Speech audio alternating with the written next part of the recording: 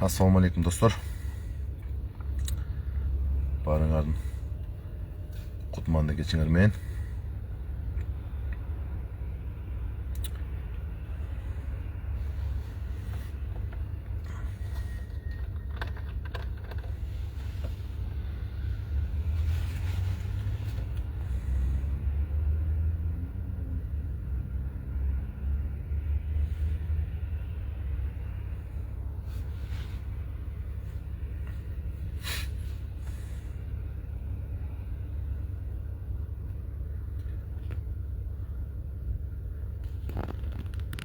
Hazır.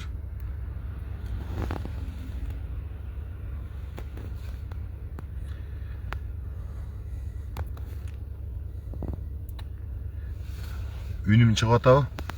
Ким көрүп атса да жазып койсоңуздар. Звук кандай болот? Звукту азыр бир жакшы бир могу шайлоодогу кимдер келатат, кайсы кошмарлар келатат. Ошо жөнүндө бир кыскача бир 5-10 мүнөттүк эфир кылайын деп чечтим. Урматтуу достор, мүмкүнчүлүк болсо ушул видеону бөлүшүп турасыздар деп терең ишенем.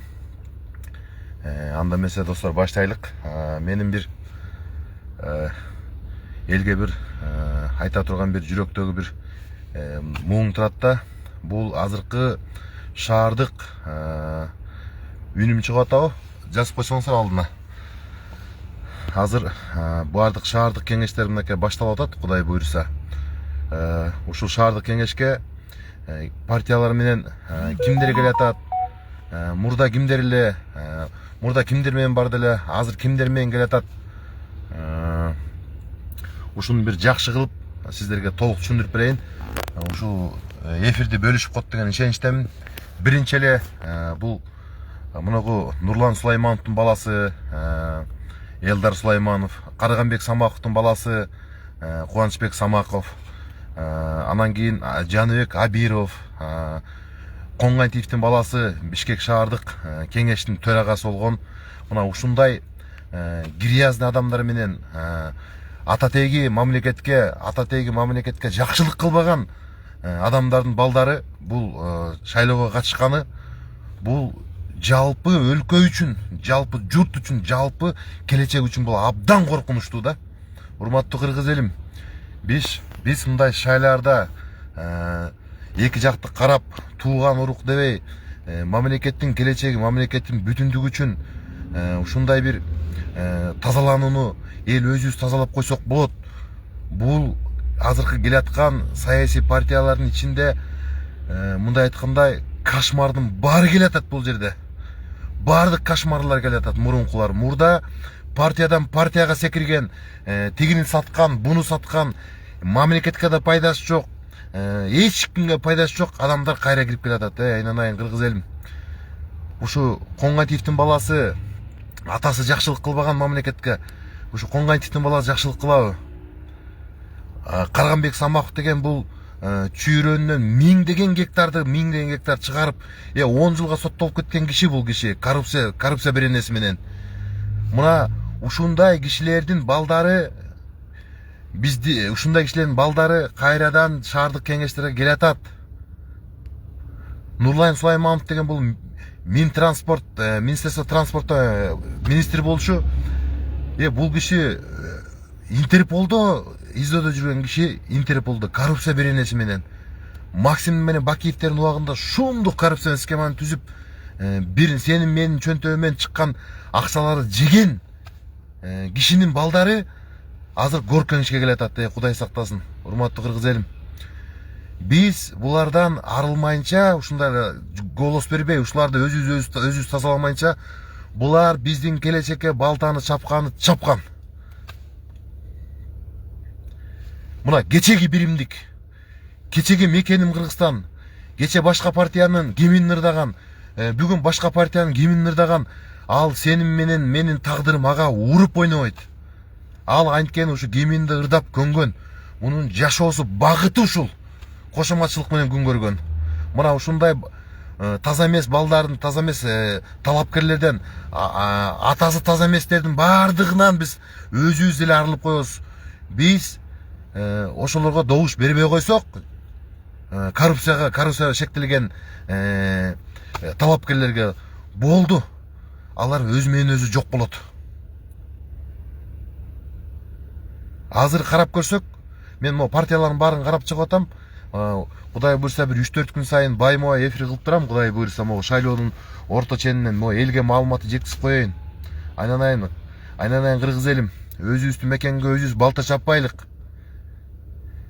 Мындай ата тегин карайлык, балдарды карайлык.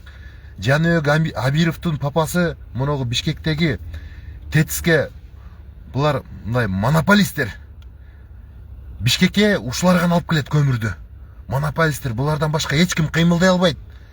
Анткени акчасы көп. Бишкек шаардыгы полный кап-кара кылып, Бишкекти космостон караса көрүнбөй турган көмүрлөрдү алып келип кап-кара кылып жаккан ушу Абировдун папасы. Көмүрдүн булар мындай айтканда көмүрдүн мындай падышасы да падышасы. Кече эле эл өкүлүндө туруп, действующий депутат болуп, жогорку кеңештин депутаты болуп, эптеп күнүнө 700 сомдон объектти кайтарган СБны сабап мас болуп, залга барган күчүн ошо СБдан чыгарып, өзүнүн тактикаларын ошондой жөнөкөй жарандарга колдонгон жогорку кеңештин экс депутаты Абиров бул мамлекет үчүн бир тыйынчалык пайдасы жок. Булар эптеп жогорку кеңешке келсе, бул жогорку кеңешке трамплин. Жогорку кеңешке трамплин да булчу. Жогорку кеңеш. Биз мында сортировка кылган жерге эми келдик. Биз жогорку кеңешке тазаларды тандасак, багыты, билимдүү, илимдүү балдарды тандасак, өзүбүздүн келечегибиз кең болот. Ушу Абировго окшогон, Самаковдун балдарына окшогон, Сулаймановдун балдарына окшогон ушундай коррупционерлердин балдарын шайлап алсак, өзүңдүн шоруң өзүңдө элим, өзүңдүн шоруң өзүңдө.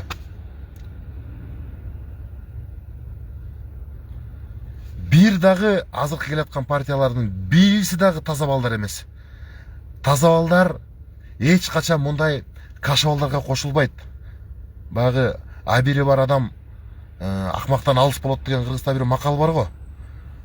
Мынакей ушулар билимдүү балдар, кызыл дипломон бүткөн экономист балдар, юрист балдар, мыкты балдар, эл өзүм ошолорду тандай албай атабыз.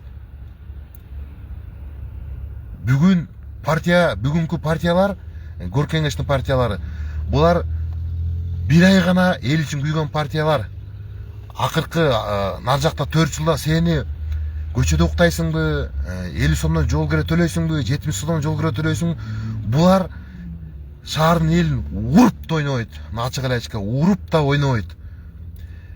Коррупцион схема менен атасы үй-бүлөсүн баккан адамдар, ошонун балдары кайрадан жогорку кеңешке келатканы бул абдан чатак иш. Бул мамлекет коркунучтуу болуп калат. Мамлекет ушул коррупционердин балдарынын колуна мамлекет бийлик тийип калбасын да. Булар бүгүнбү, эртеңби акча бар да буларда. Булар каалаган учурда келе берет. Анткени акчасы бар, билими тайкы акчасы бар. Урматтуу кыргыз элим, биз жалпысынан караганда мыногу Абировго окшогон, Самаковдун балдарына окшогон мындай атасы коррупционерден арылайлык, урматтуу кыргыз элим.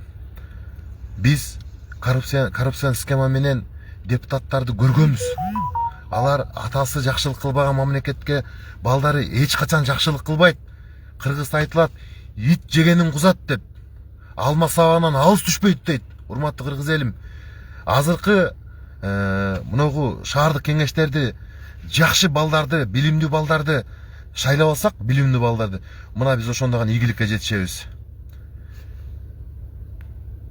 Коңгайтиевдин баласы, Коңгайтиевдер эч качан мамлекетке жакшылык кылбаган булар мындай фамилияларда Коңгайтиевдер, яны кыргызда эле аны билесиз, бул историяда. Эми атасы кетсе, баласы кетет, баласы кетсе, небереси келет. Биз ушулардан өзүбүз арылалык, урматтуу кыргыз элим. Коңгайтиев, Самаков, Сулайманов мынакей ушундай бир төсү көрүнгөн мамлекеттик міне каалагандай калчап тоногон гос разбойниктин балдарына мынакей жалпы кыргыз элин мына биз өзүбүз арылалык. Булардын аталары мамлекет үчүн бир дагы пайда кылган эмес, тарыхын карап көрүлө басып өткөн жолдорду. Урматтуу кыргыз элим, азыр бай партияларга кирсең 3 миллион сом менен киресиң. 3 миллион сом менен кирип, сен өзүңдүн расходуңду өзүң төлөйсүң. Шаардык кеңештерде айлык бербесе, же бир звания бербесе, булар мындай бир өздөрүнүн кадрын койгону, өздөрү бир мындай партийный клан кылып, өздөрүнүн проблемасын чечкелине барат булар. Башка булардын иши жок. Сага мага жалпы мамлекетке зыян келтирүүчүлөр гор кеңеште келатат. Урматтуу кыргыз элим, мына ушуга жакшы балдарды, илимдүү балдарды өзүбүздүн добушубузду берип, ошолорду өзүбүз тандоо алалык. Өзүбүздүн тандоо өзүбүзгө гана пайда алып келет. Урматтуу достор, баарыңарга рахмат. Ушу түз эфирди көргөнүңүздөргө катуу айтсам, баарыңыздардан кечирим сурайм. Ушу эфирди бөлүшүп коет деп мен терең ишенем баарыңыздарга. Рахмат.